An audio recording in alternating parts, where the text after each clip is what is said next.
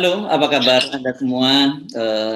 Ini saya selalu mengulang-ulang kata-kata ini. Saya senang sekali bisa ketemu Anda dan ini benar-benar dari perasaan yang tulus. Saya senang bahwa saya Bung Sambana, Bung Rocky juga sampai hari ini tetap sehat walafiat dan saya berharap hal yang sama kepada Anda.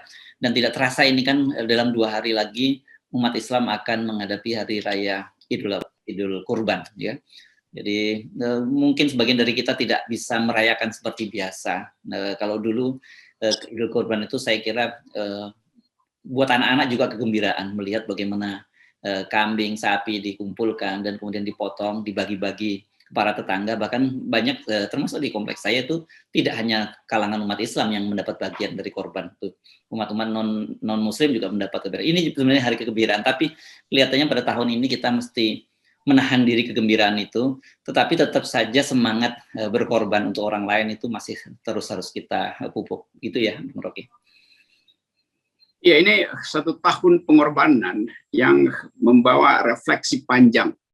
Bukan sekedar kerohanian umat yang memang terhalang, tapi juga kerohanian antar warga negara. Dan kita lihat di dalam banyak cerita, orang kecil membantu orang kecil, orang yang sedikit berkecukupan akhirnya tergerak untuk sekedar membantu. Tapi ini hanyalah pekerjaan volunteer yang bisa menolong dapur tetangga atau keluarga yang kurang mampu. Yang jadi soal adalah keutuhan bangsa ini justru porak-poranda karena kekuasaan tidak mampu untuk mendeteksi sejak awal bahwa ini akan berantakan. Jadi kemampuan kita sebetulnya sebagai bangsa itu sangat lebih dari cukup, karena kita bisa mengorganisir diri, rakyat bantu rakyat, pundi-pundi semuanya sekarang bekerja. Yang dari awal harusnya dipikirkan oleh negara supaya kemampuan ya, sebetulnya local wisdom ini bisa dijadikan dasar pengambilan kebijakan. Tapi dari awal negara mengabaikan soal ini. Dan sekarang kita masuk di dalam dilema itu, mau nerusin PKM apa itu kedaruratan ini atau mau dihentikan. Tentu pemerintah akhirnya harus memutuskan bukan sekedar beriba-iba, tapi betul-betul dengan satu konsep yang utuh. Nah, ini membutuhkan pemimpin yang mampu untuk melibatkan semua pihak dan mengambil keputusan. Saya kira itu message menjelang hari raya Kurban nanti atau Idul Adha 2 hari lagi. Ya, nah saya menangkap ini dari perbincangan-perbincangan dengan para sahabat saya mengamati di media sosial itu, sekarang kita sampai pada satu situasi di mana rakyat itu sebenarnya bingung. Sebenarnya yang memimpin, yang jadi pemimpin, jadi kepala negara bangsa ini siapa? Karena kita tahu kan kemarin Pak Muhadjir sudah mengumumkan akan ada PPKM darurat perpanjangan, tapi kemudian dibantah oleh staf bawahan dan kemudian Pak Jokowi juga menyatakan bahwa itu masih belum diputuskan. Dan sampai sekarang kemudian pemerintah kelihatannya gagap, gugup dan gamang gitu untuk mengambil kebijakan. Yang terjadi jadi digantung dulu kebijakan itu sambil kemudian ada satu kemajuan karena Pak Luhut kemarin minta maaf. Gitu. Ini nggak kalau orang Betawi bilang nggak sari-sarinya nih Pak Luhut minta maaf bahwa tidak menangani COVID dengan sangat bagus, dan ada media yang membuat judulnya ini menarik. Ini saya bacakan ini. Pak Luhut rupanya meminta maaf sambil membaca teks. Biasanya kan apa yang diucapkan oleh Pak Luhut yang kata-kata original dari dan genuine dari Pak Luhut itu yang tidak tanpa teks gitu, Bang Rocky. Ya, ini kita mau coba baca ini apa sebetulnya yang terjadi di istana gitu, sehingga semua orang seolah-olah punya pengetahuan lalu ucapkan pada publik dan kita bingung gitu. Kemarin saya terangkan bahwa kalau nggak ngerti ya sebaiknya diam gitu. Yang disebut oleh Wittgenstein kemarin, what can be said at all can be said clearly, and what one cannot speak, thereof one must be silent. Jadi lebih baik diam supaya biarkan seseorang itu yang mengambil alih. Tetapi sekarang kita ulangi lagi itu, bahwa kita nggak lihat ada keutuhan di dalam cara mengambil keputusan. Satu prinsip dalam manajemen, dulu filsuf Aristotle pernah menerangkan bahaya dari seolah-olah menganggap penjumlahan pikiran itu bisa menghasilkan keputusan yang bagus. Sebetulnya nggak begitu, nggak selalu terjadi begitu. Kalau penjumlahan itu tidak diorkestrasi, maka hasilnya adalah kekacauan gitu. Prinsipnya begini, ini karena saya senang balik lagi pada idiom-idiom kuliah. Aristotle bilang begini, the whole is not the same as the sum of its part. Kira-kira artinya penjumlahan dari bagian-bagian itu tidak sama dengan keseluruhan. Keseluruhan seringkali lebih besar dari penjumlahan bagian-bagian. Nah, kalau kita pakai itu, terlihat bahwa the whole ini sebetulnya penjumlahan dari bagian-bagian yang buruk sehingga terjadi kemerosotan. Kita anggap bahwa politik kita sedang diasuh dalam upaya untuk membuat bangsa ini tumbuh sebagai the whole. Itu memerlukan penjumlahan dari kualitas-kualitas pikiran. Nah, di kabinet kualitas itu nggak terlihat sehingga bolong terus gitu kan. Sementara Basir ini jalan terus, promosi Jokowi benar, itu kita nggak perlu darurat dan cukup PPKM. Dan akhirnya orang sadar bahwa ada yang kacau karena istana salah menyewa influencer. Kan satu cebong tambah satu cebong itu memang dua cebong, tapi tetap cebong kan. Itu yang disebut oleh Aristotle, the whole is not the same as the sum of its part. Gitu. Jadi kita mesti bayangkan bahwa kebijakan publik itu harusnya melibatkan koordinasi yang utuh. Nah, compang-camping ini yang kemudian terbaca oleh internasional, lalu kita diolok-olok lagi. Tapi udahlah, ini satu paket yang sudah selesai dan dimengerti sekarang sepenuh hati oleh Pak Luhut. Oke, kita dukung akhirnya, karena Pak Luhut artinya paham, sehingga yang seharusnya disodorkan ke wajah orang lain, akhirnya dia mesti baca sendiri itu sebagai cermin dari wajahnya tuh. Nah, kalau Pak Luhut sadar, itu kita tinggal tunggu koordinasi berikutnya apa. Jangan hanya karena sadar dikritik oleh netizen lalu berubah, tapi kebijakannya nggak berubah. Tetap orang ingin the whole itu adalah undang-undang karantina.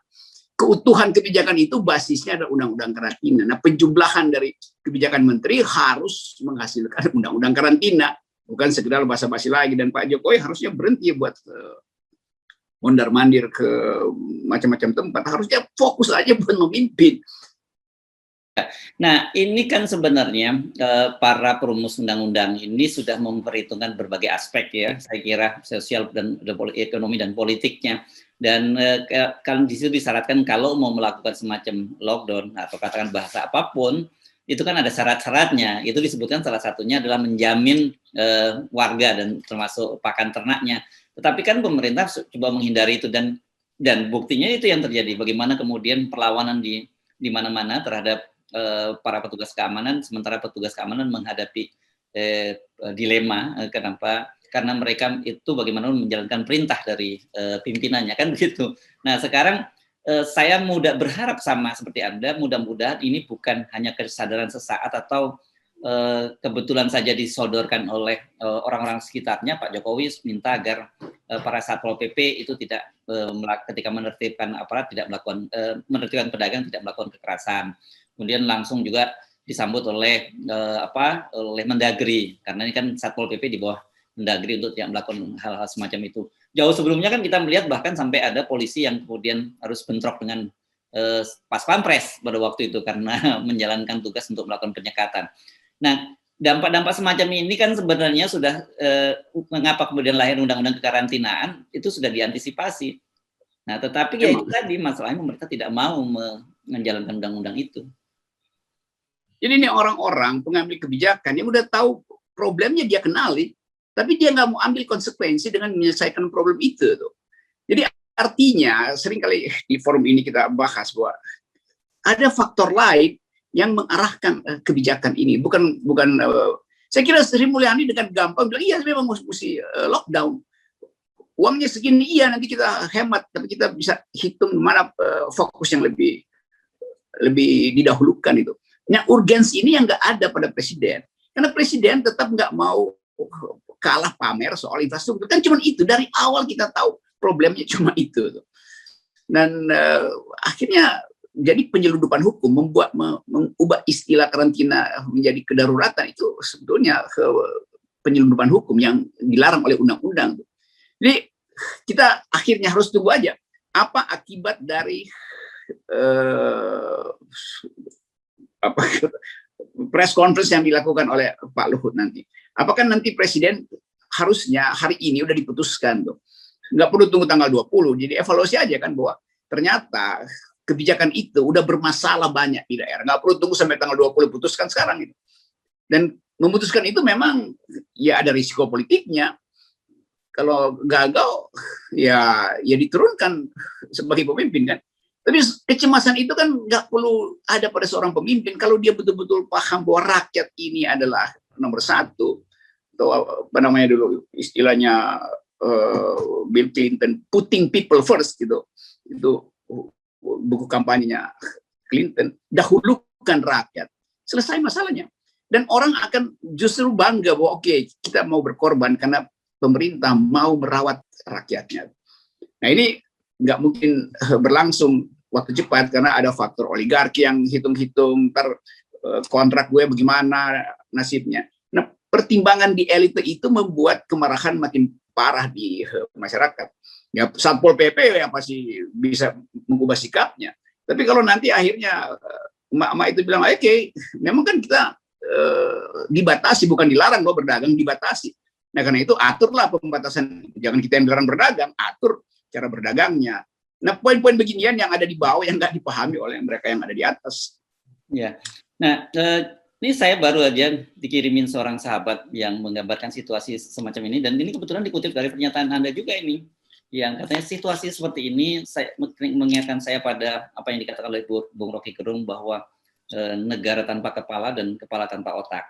Ini ada yang masih mengingat. Ini karena rupanya saking bingungnya, karena lagi-lagi ini ternyata Pak sahabat Anda Pak Mahfud MD ini chatting dengan Sujiwo Tejo ini sekarang bicara soal film India. Kalau kemarin film sinetron, rupanya sekarang Pak Mahfud sedang nonton film India. Situasi ini betul-betul membuat orang bingung sebenarnya apa yang terjadi bangsa ini sebenarnya hari-hari ini. Ya itu ilustrasi paling bagus dari tanpa otak gitu kan. Karena tentu aja Pak Mahfud itu bisa diam di rumah bahkan sampai 2024 karena gajinya ada terus. Dia nggak ada soal dengan kebutuhan dasar. Tapi orang tadi yang mengutip saya itu, dia makannya itu dia mesti cari hari ini. Nggak mungkin dia nonton sinetron itu. Dia mesti cari. Jadi ini benar kekalutan ini hanya disebabkan oleh pemimpin yang memang tidak punya kapasitas. Bukan sekedar presiden, itu menteri-menteri juga punya kapasitas. Kapasitas intelektual nggak mampu buat memprediksi bahwa nanti mak-mak juga akan ribut karena nggak mungkin mak-mak itu punya pensiun atau gaji seperti ASN atau para menteri. Kan ini nggak nyampe di kepalanya tuh. Jadi ya udah silahkan Pak Mahfud layani satira dari netizen tadi bahwa ya memang ini negara yang dipimpin tanpa otak gitu. Dan negara itu adalah kumpulan dari menteri. Otaknya banyak, cuman IQ-nya sekolah 200. Nah, ini kan situasi semacam ini sebenarnya sudah kita prediksi lama. Kemarin kita melihat bahwa mengapa kemudian rakyat tidak bergerak karena problemnya itu baru hanya melintas di depan rumah mereka. Sekarang ini kan problemnya sudah langsung masuk ke dapur mereka, ya. Tidak ada beras di dapur, tidak ada gula, kopi di dapur. Nah, kemudian akibatnya kalau Anda lihat di media sosial banyak sekali video-video di mana emak-emak itu membuat konten-konten yang menunjukkan kemarahan mereka. Nah, kemarahan semacam ini itu nggak bisa lagi dibujuk selesai dengan himbauan itu. Dan ya kalau minta maaf, ya minta maaf. Terus besok apa itu? Kan emak-emak nuntut begitu, pedagang asongan nuntut begitu, tukang sayur nuntut begitu. Ini saya perhatikan nih, saya survei di sekitar Sentul yang Sabtu Minggu biasanya penuh dalam keadaan pandemi, dan Gojek itu dia hidup dari ngantar turis segala macam tuh, pemandu wisata segala macam. Dalam 2 hari aja selesai pendapatannya tuh. Jadi dia bilang bahwa ya saya memang cuma bisa mengumpulkan uang Sabtu Minggu karena di Sentul itu orang cuma berwisata Sabtu Minggu, dan itu pas untuk 3 hari 4 hari. Jadi dalam 1 minggu dia udah separuh nggak makan. Nah keadaan ini itu ada di macam-macam tempat itu. Jadi nggak dipikirkan bahwa orang yang hidupnya jam per jam itu disuruh tinggal di rumah 24 jam itu kan di mana otaknya nih negara ini. Lain kalau negara bilang kami memang miskin nggak punya segala macam. Lalu negara selalu pamer mau ada sisa anggaran, selalu pamer bahwa kita masih punya cadangan segala macam yang bisa digelontorkan. Tapi itu nggak terjadi kan. Ya, yang bakal terjadi adalah kemarahan yang bertambah nanti.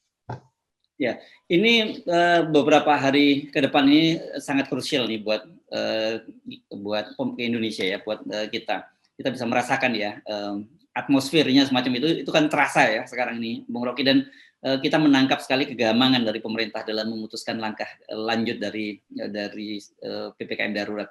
Karena posisinya memang seperti buah semalakama. Kalau dilepas begitu saja, hampir dipastikan sistem kesehatan kita akan kolap, nakes kita juga akan kolap. Tetapi kalau kemudian dilanjutkan seperti yang dilakukan oleh pemerintah sekarang, yakni PPKM darurat tanpa ada jaminan makan sehari-hari dari rakyat, yang terjadi ada chaos. Dan itu pilihan-pilihan yang saya kira harusnya dengan sangat mudah dilakukan oleh pemerintah. Saya kira betul, dan mungkin dalam 2-3 hari ini itu keadaan akan memburuk lebih cepat dari yang dibayangkan pemerintah. Jadi kalau dalam 24 jam tidak ada keputusan, itu artinya orang menganggap oke, pemerintah ingin cari gara-gara itu. Kira-kira begitu kemarahan. Karena ini soal kemarahan publik yang udah menggumpal itu. Nggak perlu lagi dikomporin segala macam, karena ini adalah yang dulu kita sering katakan, ini rumus sosiologinya begitu. Akumulasi dari kemarahan, crossfire dengan kedunguan kebijakannya begini jadinya tuh. Tapi kita mau tunggu bahasa tubuh presiden seperti apa lagi gitu kan. Kan jangan-jangan dia juga tetap anggap ya nggak ada soal. Sama seperti Basir menganggap nggak ada soal. Nah, di antara orang yang nggak ngerti persoalan, kita mau minta solusi nggak bisa. Akhirnya kita minta solusi di jalan gitu. Dalam bentuk bentrokan akhirnya. Dan itu buruk nanti dalam upaya kita memulihkan kembali bangsa ini. Karena begitu terjadi kekacauan, mob di jalan itu bukan lagi soal ekonomi ada di situ, soal ras, rasisme, soal perbedaan agama macam-macam, dan itu akan dimanfaatkan oleh kekuatan internasional untuk melemahkan bangsa.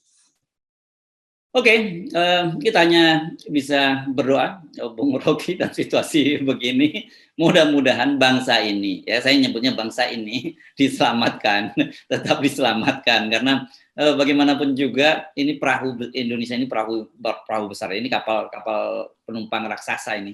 Dan ada 270 juta orang. Dan ini yang penting kita ingatkan pada pemerintah, ini hati-hati sekali bahwa Anda semua itu meski mendapat tanggung jawab yang nantinya, nah ini kalau kita mau minjem istilah Habib Rizik Syihab, akan dipertanggungjawabkan di pengadilan akhirat kelak.